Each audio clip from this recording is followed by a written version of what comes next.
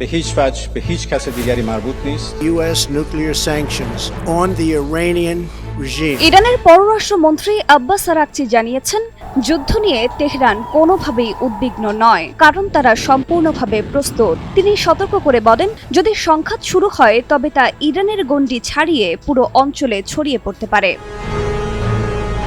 هیچ کشوری فکر می‌کنم آماده نیست که در مورد امنیت خودش 1 ফেব্রুয়ারি তেহরানে সিএনএনকে দেওয়া এক সাক্ষাৎকারে এসব কথা বলেন আরাকচি। একই সঙ্গে তিনি জানান, যুক্তরাষ্ট্রের সঙ্গে ইরানের পরমাণু কর্মসূচি নিয়ে একটি সমঝোতায় পৌঁছানো সম্ভব বলে তিনি আশাবাদী।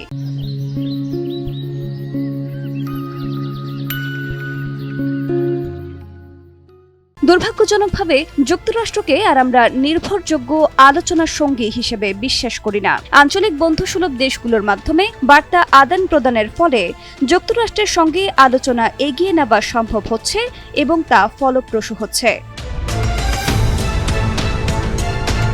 যুক্তরাষ্ট্রের সঙ্গে সরাসরি আলোচনার বিষয়ে কোনো প্রতিশ্রুতি দিতে অস্বীকৃতি জানিয়ে আরাকচি বলেন, আলোচনার ধরন নয়, বরং আলোচনার মূল বিষয়বস্তুর দিকেই গুরুত্ব দেওয়া উচিত। তিনি স্পষ্ট করে বলেন, আলোচনার কেন্দ্রবিন্দু হওয়া উচিত ইরানের পারমাণবিক সক্ষমতা।